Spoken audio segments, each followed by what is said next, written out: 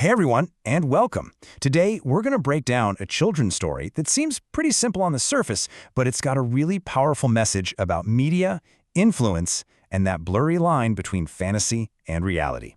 So let's get right into it. This one sentence pretty much kicks everything off. It perfectly captures the world our main characters are living in.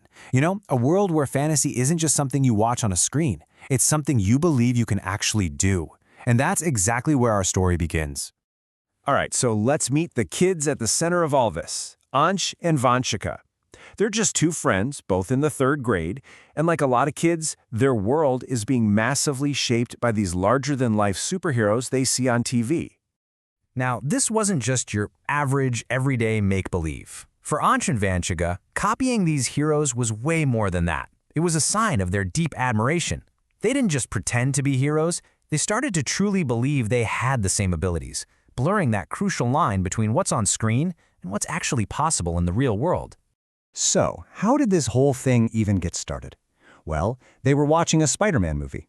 They saw him scale a huge wall with just a thin little thread and then leap off without a single scratch. And their immediate thought? Hey, we can do that too! It's this innocent but really dangerous kid logic that set their entire plan in motion. And this didn't just stay some random idea. Oh no, it quickly grew from a simple conversation into a concrete, thought-out plan. They were absolutely determined to bring their on-screen fantasy into the real world. From their perspective, the plan was actually pretty well organized. I mean, it's a simple four-step process that makes total sense if you believe in movie physics. Bring a rope, tie it, climb, and then jump. To them, this was a perfectly logical way to do exactly what their hero did on screen. And here's where things get really serious. Vansh actually follows through. He hides a rope in his school bag. And there's a crucial detail from the original story here. The rope was thin. It's a small fact, but it kind of foreshadows that inevitable collision course they're on with reality. This is where the story takes a really serious turn. The whole tone shifts from this playful fantasy to something incredibly high stakes. Their imitation is about to become seriously dangerous. They choose their moment carefully. While the rest of the school is distracted during morning prayers, they find a high wall. This detail really highlights how isolated they are, and it just underscores the very real danger of what they're about to try.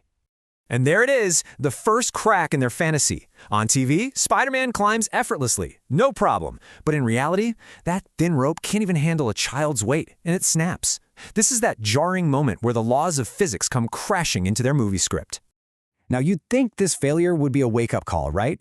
But check out their response. Instead of stopping, they double down on the most dangerous part of their fantasy. Their logic is just astonishing. Okay, climbing didn't work, but jumping definitely will. It just goes to show how powerful that on-screen illusion really was. Just as they're about to take that final, fateful step, we get to the turning point of the story. This is that timely intervention that prevents an absolute tragedy. This is the climax of the story. They're on the roof, together, ready to jump. The tension is at its absolute peak when, in that critical moment, their teacher spots them. You can almost hear the urgency in her voice. This direct, authoritative shout just cuts right through their fantasy world, stopping them dead in their tracks. It's the voice of reality, finally breaking through. But the way the teacher handles this is so crucial. She doesn't just scold them, she gives them the one piece of information they were missing. She explains that what they see on TV is artificial and fake, that it's all created just for entertainment, and it's not meant to be copied. And with this new understanding, the spell is broken. The children finally get the truth behind the images they were so desperate to imitate.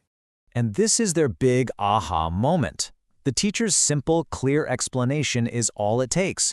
The spell is finally broken, and they understand that what happens on a screen is fundamentally different from what happens in real life. So, what's the ultimate takeaway from this story? It's laid out for us very clearly right here.